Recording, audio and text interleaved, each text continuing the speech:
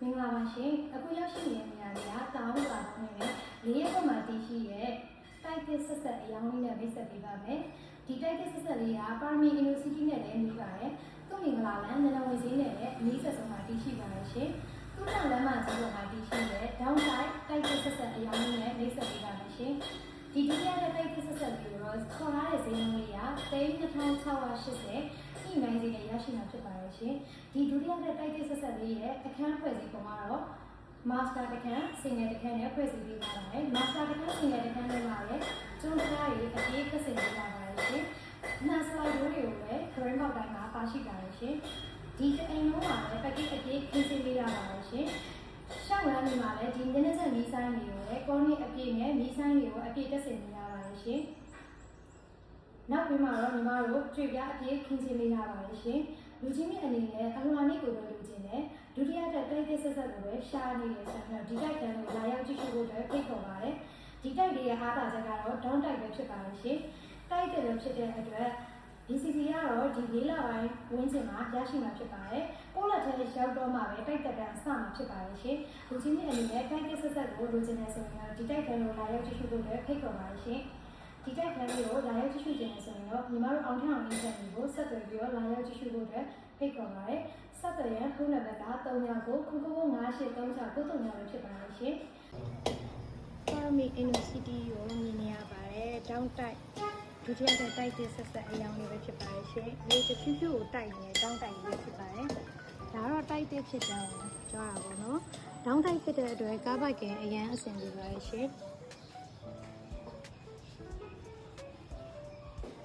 ရှောက်လမ်းဒီမှာလည်း package အပြည့်ခင်းကျင်းပေးထားပါတယ်အခန်းကိုလည်းအုံနဲ့ဖွဲ့စည်းပေးထားပါတယ်ရှင် master တခန်း single တခန်းပဲဖြစ်ပါတယ်ရှင်အခန်းတိုင်းမှာလည်းကျိုးနကားကိုတက်ဆင်ပေးထားပါတယ်